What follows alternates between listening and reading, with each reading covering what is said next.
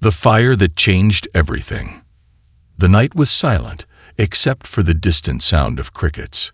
The small town had gone to sleep, the streets empty and quiet. But then, a sudden explosion shattered the peace.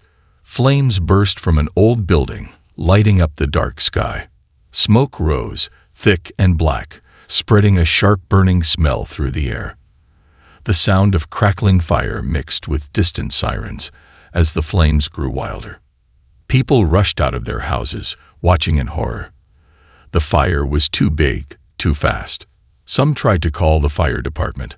Others just stood there, helpless. Jake was driving home after a long day at work. When he saw the fire, he slammed the brakes. His heart pounded. That building. Someone lives there, he thought. He jumped out of his truck and ran toward the growing crowd. Inside the burning building, a woman coughed and gasped for air, her vision blurred with smoke. She clutched her small child, holding her close to her chest. "Mama, I'm scared," the little girl whimpered. The woman, Lariah, held her daughter tighter. She looked around, searching for a way out, but the flames were everywhere. Heat pressed against her skin. Walls creaked, threatening to collapse. Outside, the fire truck had not yet arrived. The crowd was whispering. "Someone's inside," a voice shouted. "But the fire's too strong. No one can survive that," another answered. Jake's jaw tightened. He knew waiting was not an option. Without thinking, he grabbed a wet cloth from a nearby bucket and wrapped it around his face. Then he ran straight into the fire. The heat hit him like a wall. The air burned his lungs as he forced himself forward. Smoke made it hard to see, but he could hear faint coughing ahead. "Hey," he called out. "Is anyone there?" A weak voice answered, "Help, my child." Jake followed the sound, his heart pounding. Through the smoke, he saw her, a woman, hunched over, shielding a small child. The little girl's eyes were wide with fear. "Come on, I'll get you out," Jake said, reaching for them. Lariah hesitated. She wasn't human. Her skin had a faint, shimmering glow, her eyes larger than a human's. She could tell Jake was shocked, even in the middle of the chaos. But instead of stepping back, Jake picked up the child gently. "Trust me," he said firmly. Lariah, desperate, nodded. She grabbed his arm as he led them through the fire. The building groaned as a large wooden beam collapsed behind them. Flames climbed higher, trapping the exit. Jake gritted his teeth. There was only one way out, the window. "Cover your daughter's face," he told Lariah. She obeyed, wrapping the child in her arms. Jake kicked the window hard. Glass shattered, fresh air rushing in. Without hesitating, he climbed out first and reached back. "Pass her to me," he shouted. Lariah handed over her child with shaking hands. Jake jumped down, rolling on the ground to protect the little girl. Then he turned back to Lariah. "Jump," he yelled. She hesitated, but then, with all her strength, she leaped. Jake caught her just as another explosion tore through the building. The crowd gasped as the three of them collapsed on the ground, coughing but alive. People whispered, some in awe, some in fear. "That woman, she's an alien," someone muttered. Jake helped Lariah sit up. The little girl clung to him, her tiny hands gripping his shirt. Sirens screamed as the fire department finally arrived, too late to save the building. Police officers pushed through the crowd, eyes locking on Lariah and her child. "They need medical attention," Jake told them. But the officers didn't look at him. They only stared at the alien woman. One officer stepped forward. "Sir, step aside. These aliens are not allowed to be here." Jake's stomach twisted. "She's hurt," he protested. "She has a child." The officer ignored him. "They will be taken for questioning." Lariah's hands shook as she pulled her child closer. She had seen this before, humans in uniforms, taking her kind away. They never came back. Jake clenched his fists. He had just risked his life to save them. He couldn't let them be taken. He took a deep breath and stepped between Lariah and the officers. "You're not taking them," he said, his voice steady. The officer's face darkened. "Sir, this is not your concern." "It is now," Jake replied. The crowd held its breath. The night was still filled with smoke and heat, but the real fire was in Jake's eyes. The officers exchanged glances. Then one of them reached for his radio. "Call it in," he muttered. "We have a situation." Laraya's grip on her daughter tightened. She looked at Jake, this strange human, standing up for them. Would he fight for them? Would he really protect them? And what would happen next? A man against the system. The air was thick with smoke, but the real fire wasn't from the burning building anymore. It was in Jake's chest. His heart pounded as he stood in front of the trembling alien woman and her child, shielding them from the officers. The smell of burnt wood and ash filled his nose, but all he could focus on was the cold stare of the uniformed men in front of him. The officer's radio crackled. "Backup is on the way." Jake clenched his fists. Backup. For a mother and child. Laraya's grip on her daughter tightened. Zira was shaking, eyes wide with fear. Her small fingers clutched Jake's sleeve, as if she knew, if he stepped aside, they would be taken. The lead officer stepped forward. "Step away, sir. These two are classified as unauthorized life forms." Jake didn't move. "She's injured. The kid's terrified. What kind of monsters take away a mother and her child?" The officer's lips pressed into a thin line. "This is protocol. They'll be transferred to the Alien Detainment Center for processing." Processing. Jake had heard enough stories to know what that meant. Some aliens never came out of those places. They disappeared, taken apart like lab experiments, or were never seen again. Not happening. Jake glanced at Laraya. Her breathing was unsteady, her skin pale under the glow of the streetlights. But her eyes held something. Trust. She was trusting him to protect them. Jake exhaled sharply. "You want them?" he asked. "You'll have to go through me." The officer sighed, reaching for his taser. "Sir, I don't want trouble." Jake smirked. "Then walk away." The officer hesitated for just a second. That was all Jake needed. With one swift motion, he grabbed a handful of dirt and threw it in the officer's face. The man stumbled back, coughing. The other officers reached for their weapons. Jake didn't wait. He grabbed Laraya's arm and ran. "Move, move." Laraya staggered, but she ran, holding Zura close to her chest. "Stop them," the officer shouted. The crowd gasped, some people yelling in confusion. A few even stepped in the officer's way, slowing them down. Jake weaved through the alleyways, his heart pounding. Laraya was breathing hard, struggling to keep up, but she pushed forward. Zira buried her face in her mother's shoulder, silent but terrified. They ran until the sirens faded into the distance. Finally, Jake pulled them into an abandoned garage, slamming the door shut behind them. He pressed his back against the wall, trying to catch his breath. Laraya collapsed to the floor, clutching Zira. She was shaking, her body exhausted. Jake knelt beside her. "You okay?" She didn't answer at first. She just stared at him. This human, this stranger who had just risked everything for her. "Why?" she whispered. Jake frowned. "Why what? Why did you help us?" Jake ran a hand through his hair, exhaling. "Because it was the right thing to do."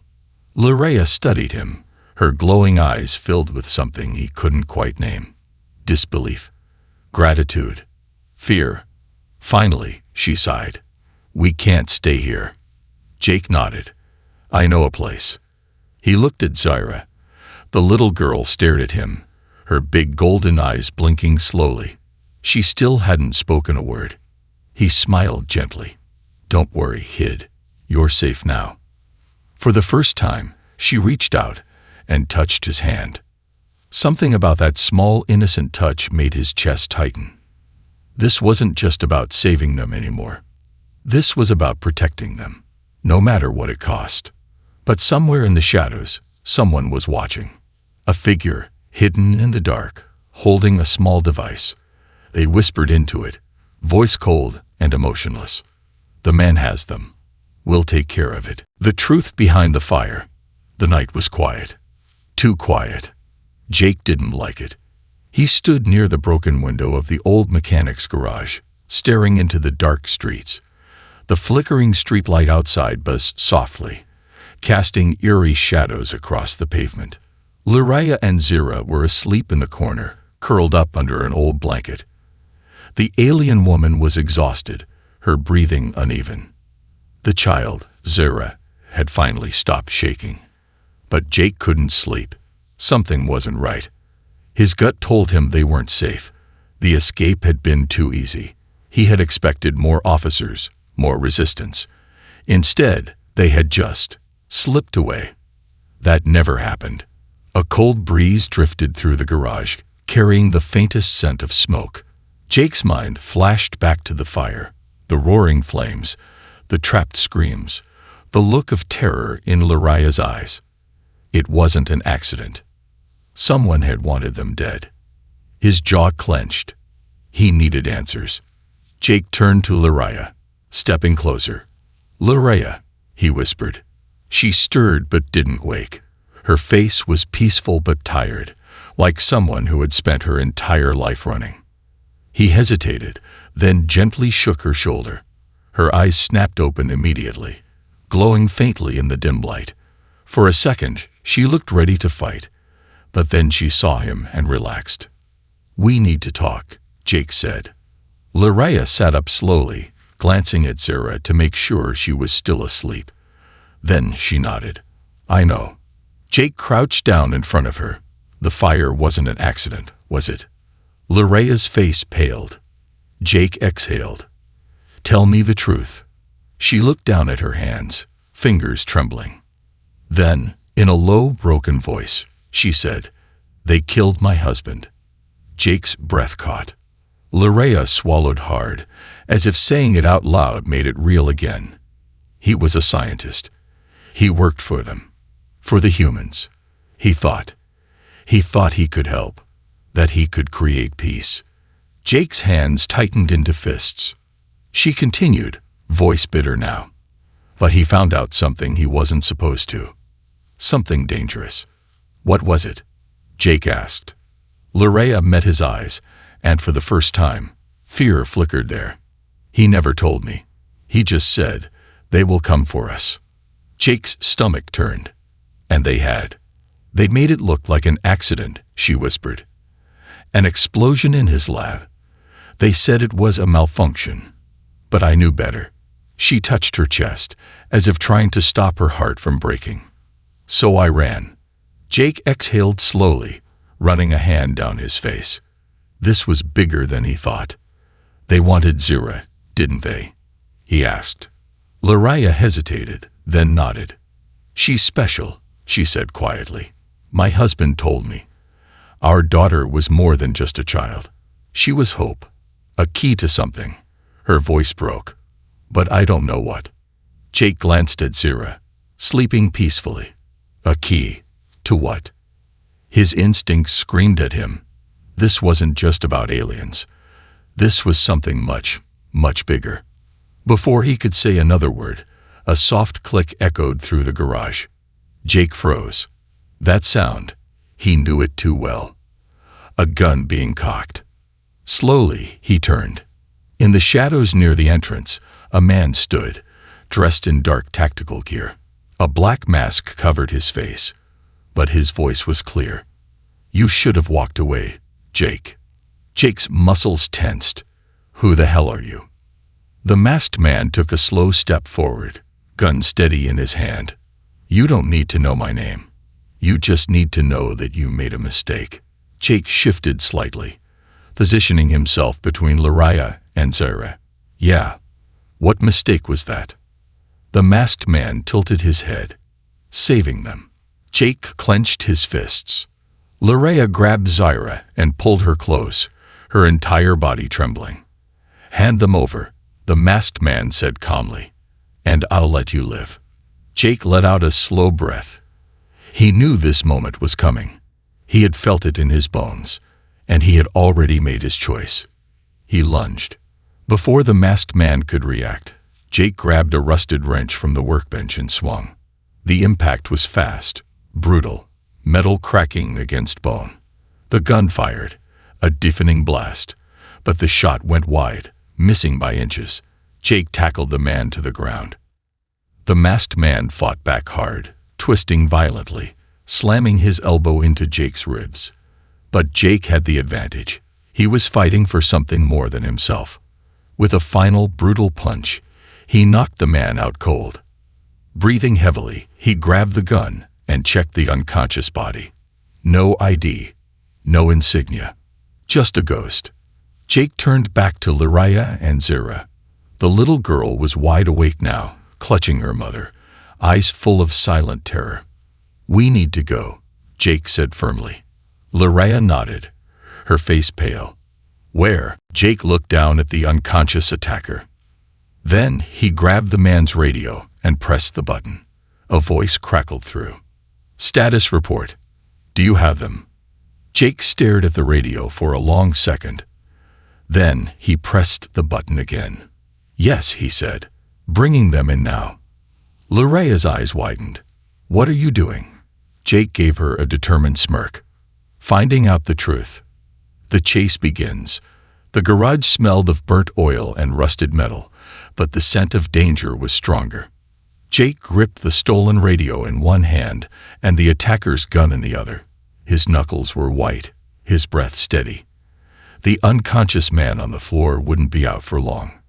Lariah's eyes were locked on Jake, wide with fear and confusion. "What are you doing?" she whispered. Jake smirked, pressing the radio button again. "Bringing them in now," he repeated. His voice was calm, controlled, like he had done this 100 times before. A pause crackled on the other end. Then, "Good. Rendezvous at drop point Echo 17. No mistakes." Click. Silence. Lariah gripped Zira tightly, her body stiff. "You just told them we're coming." Jake exhaled, standing up straight. "Yeah, that's exactly what I did." She paled. "Are you insane?" Jake chuckled. "Probably. But I need answers, and they just gave me an open door." He looked down at the unconscious agent. The man's mask had slipped slightly, revealing a thin scar running across his jaw. Jake didn't know who these people were, but they weren't cops, and they weren't military. This was something darker. And Jake was about to walk straight into it. He grabbed a pair of handcuffs from the agent's belt and clicked them onto the man's wrists. Then he turned to Lariah. "You trust me?" She hesitated.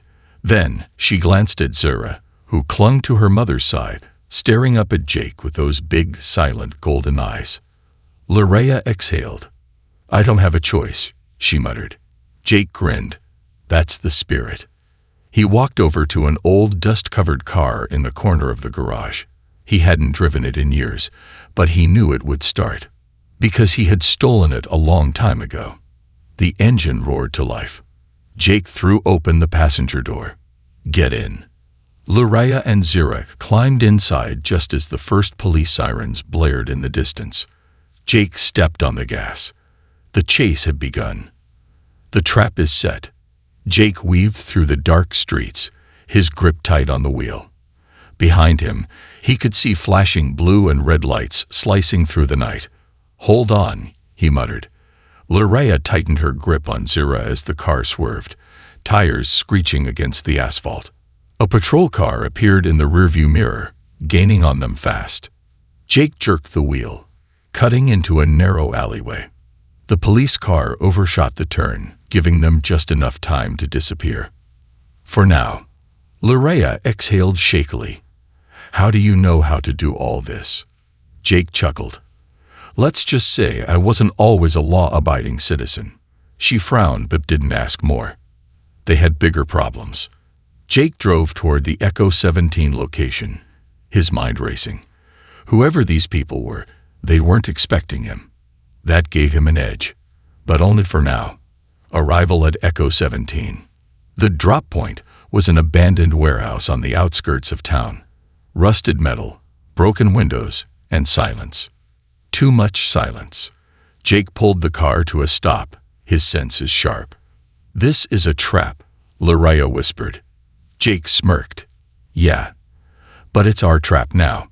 He reached into the glove box and pulled out a small knife, slipping it into his boot. Then he turned to Lariah. "Stay low. Keep Zira close. No matter what happens, don't run until I say." Lariah nodded, fear flickering in her eyes. But she didn't argue. Jake stepped out of the car, raising his hand slightly, pretending to surrender. A red laser dot flickered onto his chest.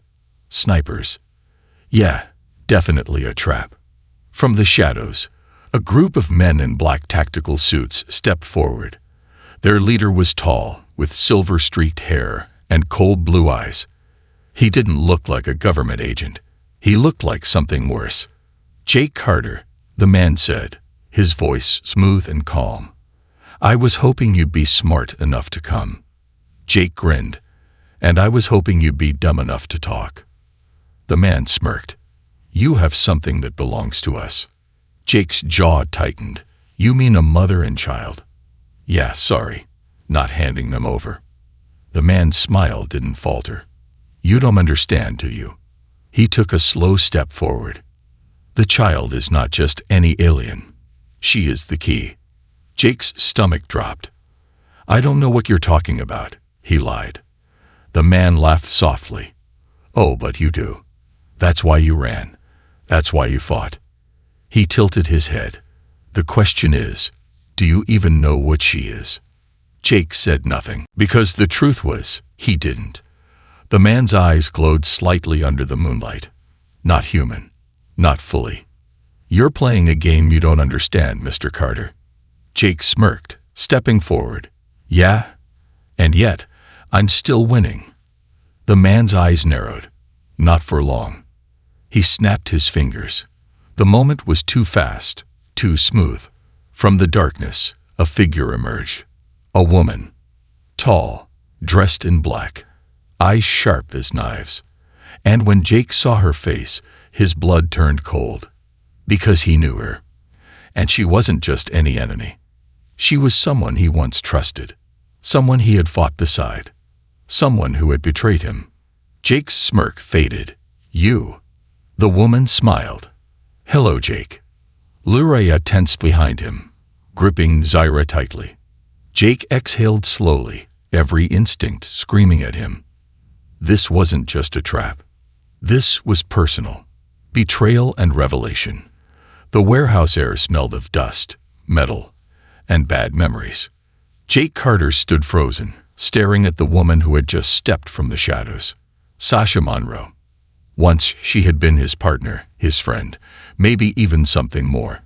But that was a lifetime ago, before she had sold him out, before she had disappeared without a trace. Now she stood across from him, dressed in black tactical gear, her expression unreadable. "You look surprised, Jake." Jake's jaw clenched. Not surprised, just disappointed. Sasha smirked. Still the same old Carter, always running into things without a plan. Jake's grip on the stolen gun tightened. "And you're still playing lapdog for the wrong people." The silver-haired man beside her chuckled. "Ah, so you two have history. How interesting." Jake ignored him. His eyes stayed locked on Sasha. "What the hell are you doing here?" Her expression darkened. "Cleaning up your mess." Jake felt Lariah tense behind him. Zira's small fingers clutched at her mother's arm, silent but afraid. Sasha's gaze flickered to the alien child. "So that's the girl," she murmured. "The one everyone's been looking for." Jake took a step forward. "You're not taking her." Sasha exhaled through her nose. "Jake, be smart. You don't even know what she is." Jake tilted his head. "Then why don't you enlighten me?" The silver-haired man spoke up instead. "The child is not just an alien, Mr. Carter. She is a genetic anomaly." Jake's stomach tightened. "She carries something unique," the man continued. "A genetic sequence never seen before. something that could change everything. Jake glanced at Lariah. Her face was pale, her hands shaking. She knew. You knew this whole time. Jake whispered. Lariah's eyes were filled with guilt. A gunshot exploded in the warehouse. Jake lunged, tackling Lariah and Zira behind a stack of crates just as a bullet ripped through the air. Sasha sighed, lowering her smoking pistol. I was hoping you'd surrender, Carter. But I should have known better. Jake's heart pounded. He pressed against the crate, gripping his stolen gun. They were trapped. The silver-haired man stepped forward. Enough games. We have orders to retrieve the child, dead or alive. Jake's blood ran cold. Zira clung to Lariah, her small body trembling. Sasha didn't move. She didn't speak. And that's when Jake realized something. She wasn't here to kill him. She was hesitating. He saw it in the way she gripped her gun, too tight. The way her jaw twitched, like she was fighting herself. Jake had seen that look before, back when she still had a soul. Jake took a gamble. Sasha, he called out. You don't have to do this. She didn't respond. You were always good at following orders, he continued, keeping his voice steady. But tell me this, do you even know what you're fighting for? Her eyes flashed with something. Regret. Doubt. The silver-haired man frowned, glancing at her. Monroe. Sasha inhaled sharply. Then she raised her gun, not at Jake, but at the silver-haired man. I know exactly what I'm fighting for, she muttered. And then she pulled the trigger. The escape. The bullet slammed into the silver-haired man's shoulder, making him stagger back, cursing. Jake didn't wait. He grabbed Lariah's arm and ran. Sasha turned, firing at the other soldiers, covering their escape.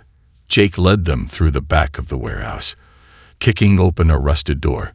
Cold night air rushed in as they sprinted into the dark. Gunfire exploded behind them. Lariah stumbled, holding Zira close. Where are we going? She gasped. Jake yanked open the door of an old truck, hotwired it in seconds. Anywhere but here.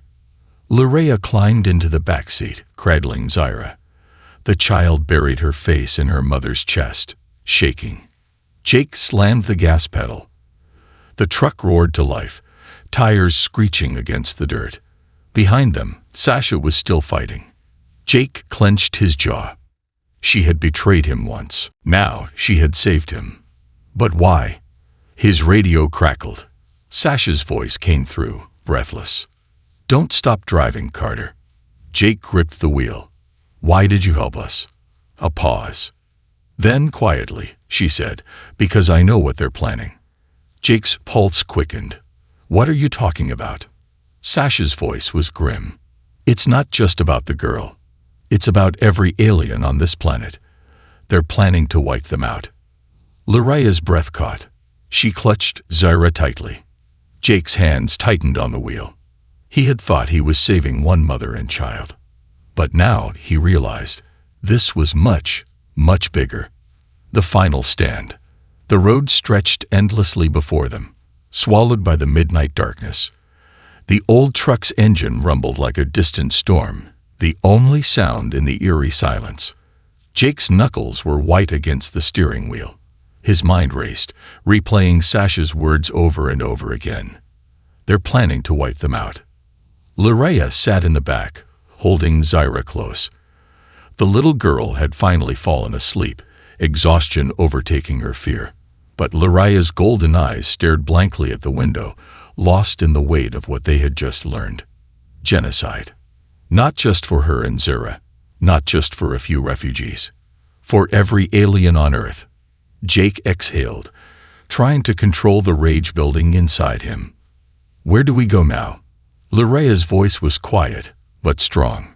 Jake didn't answer right away, because he knew running wouldn't work anymore. They had been hunted, chased, nearly killed, and now he finally understood why. Zira wasn't just special. She was evidence, a genetic key, a code that could change everything. They didn't just need to survive. They needed to fight back. Jake tightened his grip on the wheel. We go to war. Breaking in. The safe house was deep in the mountains, hidden beneath layers of abandoned roads and forgotten tunnels, a place off the grid where no one would expect them. Sasha was waiting. She stood near a rusted watchtower, her face shadowed under the moonlight. When Jake parked the truck, she approached slowly, her gun slung over her shoulder. "You're late," she said. Jake stepped out, his eyes never leaving hers. "You're a traitor." Sasha sighed. "Yeah. And yet, I just saved your ass." Jake didn't argue. He didn't have time for grudges. Not now. Inside the safe house, Sasha spread out a blueprint on an old metal table. "This is where it's happening," she said, tapping a section of the map.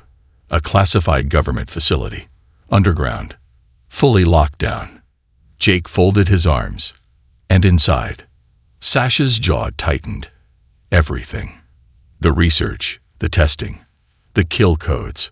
Loretta's breath hitched. Kill codes. Sasha nodded. A biotrigger.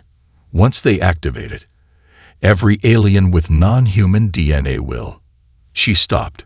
She didn't need to say it. Loretta swallowed hard. "How much time do we have?" Sasha looked at Jake. 12 hours. The room fell silent. Zira stirred, rubbing her tired eyes. She looked at the adults, confused, sensing the tension in the air.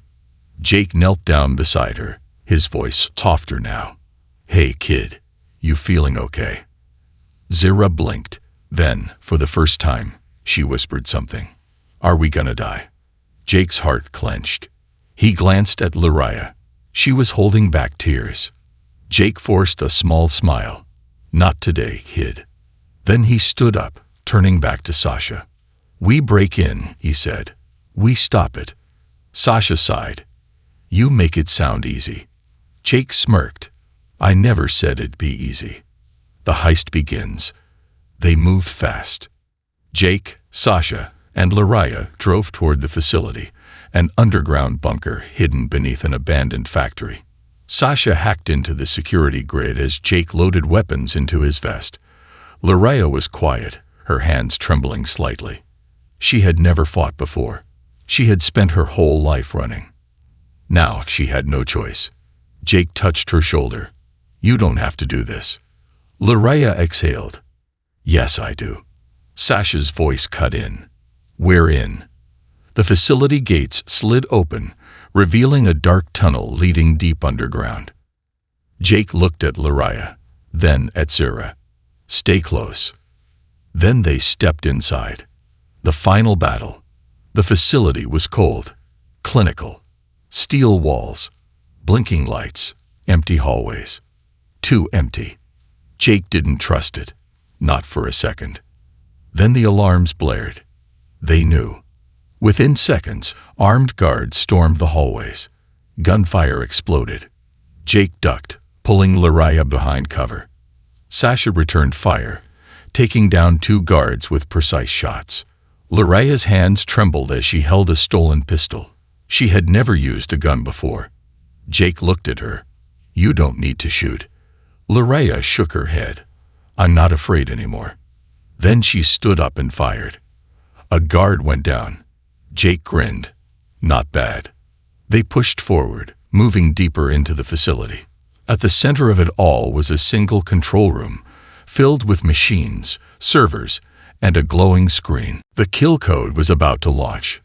Sasha rushed to the console, fingers flying over the keyboard. "I can stop it, but I need time." Jake turned just as the silver-haired man stepped into the room. The mastermind. The one behind it all. And he was smiling. "You really think you can stop this?" he mused, stepping forward slowly. "It's inevitable. The human race was never meant to share this planet." Jake raised his gun. "Shut the hell up." The man didn't flinch. "You don't even know what the child is, do you?" Loretta stepped forward, shielding Zira. "She's my daughter." The man smiled. "No, she's a weapon." Jake's trigger finger twitched. "You think she's just a child. The man continued, voice calm. But her DNA, it's more than just alien. It's the cure. Jake froze. What? Sasha kept typing, sweat dripping down her temple. Jake, we don't have time for this. But the silver-haired man kept talking. The only way to wipe out the aliens is to activate the virus. But the only way to save them, his eyes flickered to Zara, is to use her blood. Jake's pulse pounded. Zara. The key. His mind raced.